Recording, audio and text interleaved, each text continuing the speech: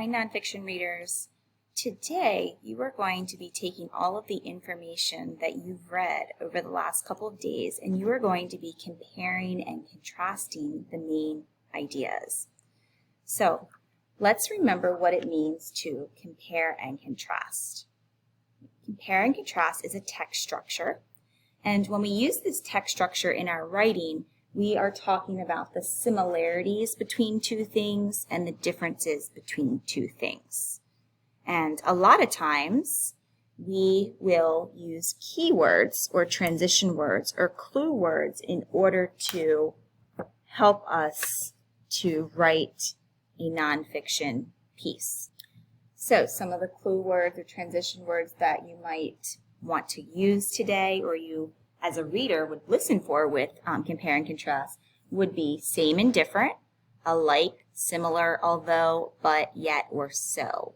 So we'll come back to this so that you have that chart available when you are writing today, but let's see how we would compare and contrast two pieces of text in action. So a lot of times when you are reading or rereading and knowing that you're going to be comparing two things, it's important to kind of take some notes. And one of the best organizers to use when comparing and contrasting two things is the Venn diagram organizer, which is created with two circles. So I'm going to go ahead and make two circles.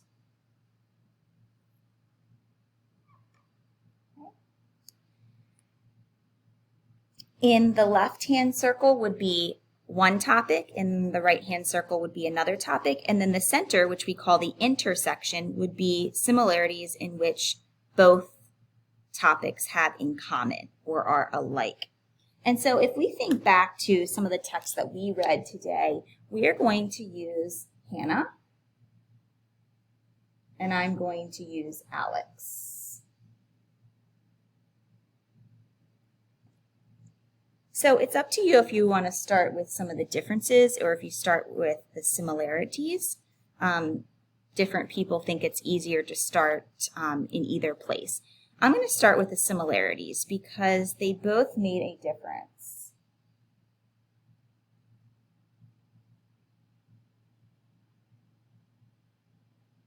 Made a difference in people's lives, right? Hannah made a difference in homeless people's lives, and Alex made a difference with cancer patients. And as I talk through that, I actually noticed that although they both made a difference, they helped different people. And so we can document that in our differences. So Hannah helped homeless people.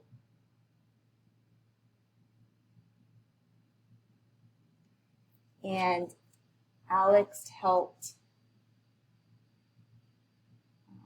children with cancer.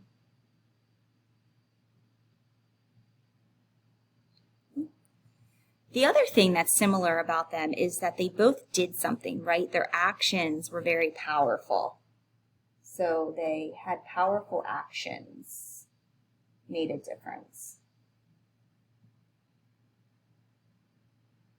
Right? Like Hannah made ladybug jars.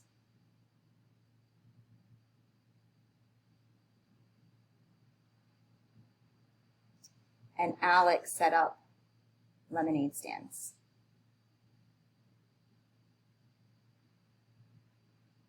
And then as I talk through that, Hannah set up these ladybug jars to collect money, and Alex set up lemonade stands to collect money. So they both collected money. Not only did they collect the money, but they donated it.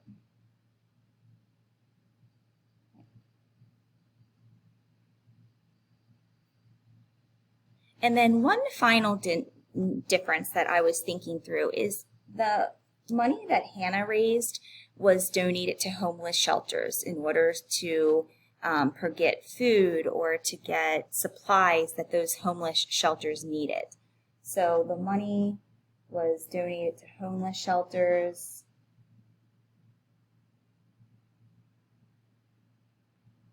For food and supplies.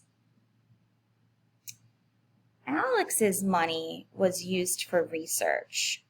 And so the money that Alex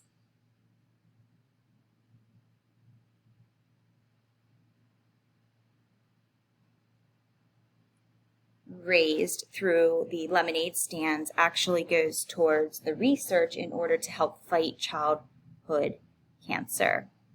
So as you can see, using a Venn diagram is a great way to help you compare and contrast and see the similarities and differences between two topics. Today, you are going to be comparing and contrasting the pigeon and Sergeant Stubby. So the two animal heroes that you kind of read about and how they were kind of connected to World War I. So as you are brainstorming your thoughts and organizing them into your thoughts, that's going to be step one. The second step is after you have your organizer, you have your notes down, the next thing is to be putting this into sentences and to create a compare and contrast paragraph or compare and contrast essay. And so we want to go over a couple of the requirements when you are writing a compare and contrast response. So whenever you write a compare and contrast response, or really any response, you know that you need to include an opening. Right? You need to have an opening sentence. And in this case, we need to know the two topics that you're comparing. So you need to tell us, right? Today we're going to be comparing Hannah and Alex. Today we're going to be comparing, or we're going to talk about the similarities and differences between, and then whatever your two topics are. Once you give us our opening, so as a reader, we know what it is that you're going to be writing, then this is where you're going to start to put in some of the details that you've already brainstormed in your notes. And so that's going to be in the body of your paragraph. So in the body of your paragraph, or paragraph 2, is going to be your similarities and differences.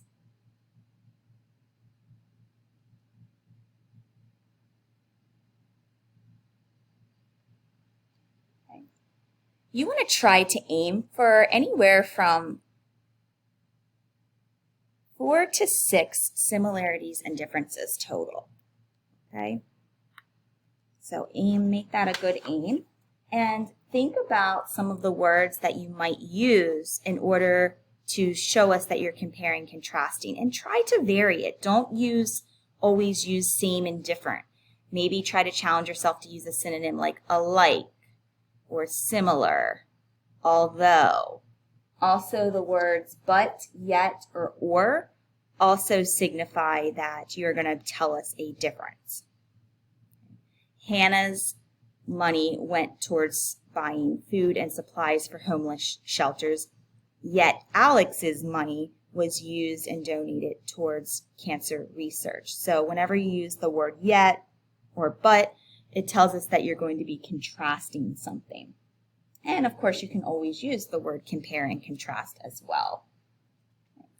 And finally, after you tell us about the similarities and differences between your two topics, then the last thing that you're going to need to do is you're going to need to close your response. You need a closing. Okay? Like your ending, it lets the reader know that your response has been completed. Okay? So saying that, for example, you might say, in conclusion, Hannah and Alex had many actions that had a great impact on the community. So it's kind of just that summary sentence, similar to your opening sentence that lets the reader know that your essay is complete. Okay, now readers, you are going to go back and reread the text of the pigeon and Sergeant Stubby. And the first thing you're going to want to do is your reading notebook, you're going to want to brainstorm some similarities and differences. I suggest using a Venn diagram, but if you have a different way that you want to organize similarities and differences, you can also use that way. Once you have organized your thoughts, then you're going to go to the learning assignment, and you are going to write your compare and contrast response, making sure to include an opening, a body of at least 4 to 6 differences. Of course, you can always have more. And don't forget to end your response with a closing. And remember, anytime you're doing any kind of formal writing, it's important that everybody to capitalize the first letter of every sentence. We're capitalizing names, important names, and places. And because World War I is actually the name of a war, you would also want to use capital letters if you're going to read WW1, or if you're going to write out World War I, you would also want to capitalize that pronoun. And finally, don't forget to end each sentence with proper punctuation, periods, question marks, and exclamation points. All right, friends, the last thing I'm going to leave you with is the chart of non-fixing text structures with transitional words. So if you need to refer back to the video in the chart, or maybe it's something that you want to copy down in your notebook, that way, whenever you're doing comparing or contrast writing, or you're using another text structure, you can try to get some of these words in your writing. All right, now readers off you go.